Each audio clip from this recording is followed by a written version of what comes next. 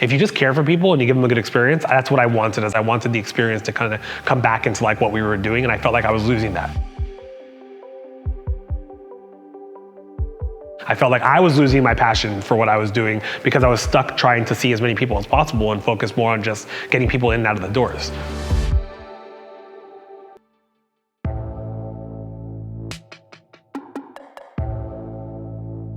My grandpa, my dad, my uncles and aunts, they traveled from Palestine to Brazil, lived in Brazil for about 6 or 7 years, went back to Palestine, and then went to Brazil to come here because back in the 60s and 70s, much easier to get here through Brazil than it was through the Middle East and Palestine. And so they ended up coming here, and I've talked to my dad about this a bunch of times, and they had nothing when they came here other than like they had some money saved up, and they did door-to-door rug sales. Anything they could sell door-to-door, they were selling door-to-door. And they did that for a couple of years, and then they saved up enough money to be able to buy a liquor store, a convenience store in like almost like Watts, LA. And they bought a store there, and then they were able to take that and they bought multiple liquor stores and multiple convenience stores. But it all started with going door to door and just basically doing what you needed to do. So I grew up watching my dad work 7 days a week. He did everything in his power. He did a great job of being at like my sports events, my sister's sports events, and like all of our events that we had. He would always do it the best he can to be there, but like he was working every day. He was bringing that home with him. You could see it, long hours on his feet.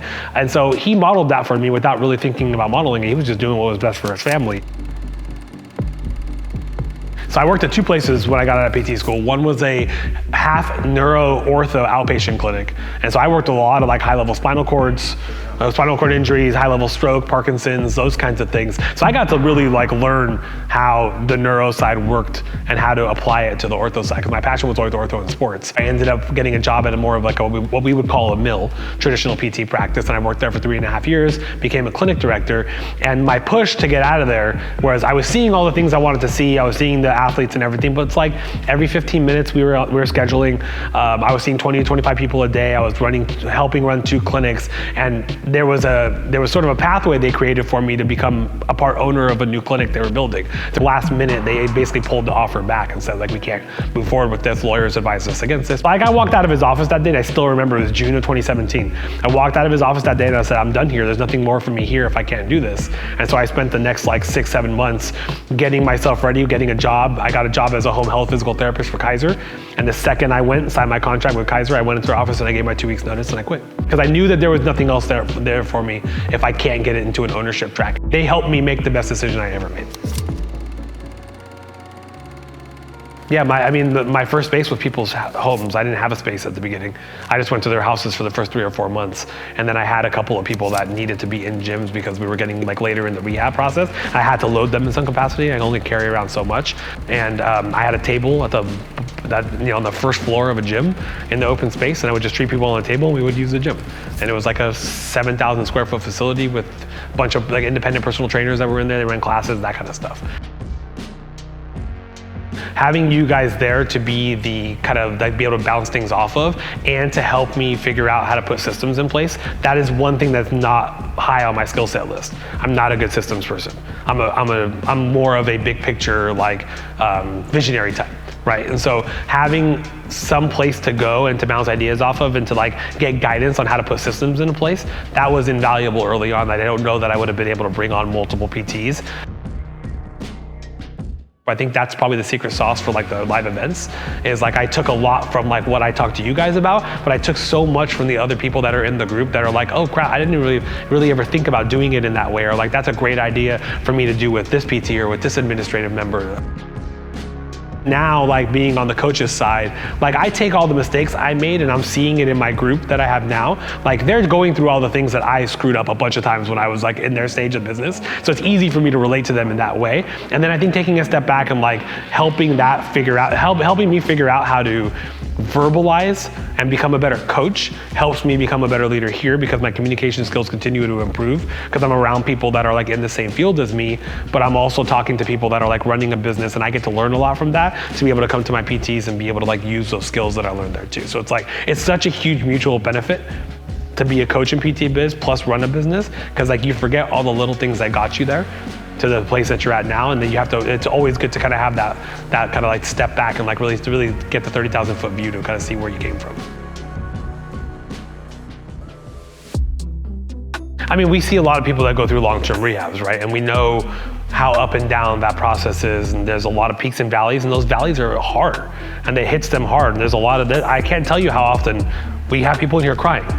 And the way I see one of my PTs or one of my administrative team interacting with somebody who's having one of those tough days, and whether they're crying or they're just having a rough day, like that to me is like what we try to facilitate with like our staff is like forget about what they came here to do that day, just be that person for them, like get them through that day. Because like you get them through that day, that is gonna serve them better in the long run on this journey than forcing yourself to do a couple extra exercises like that. So taking the time to like really read the room and have that understanding, like we try to ingrain that in our staff. That's why we're like, you ask any of my patients, they know I'm always gonna be 5 to 7 minutes late. I'm never gonna be on time for their appointments, ever.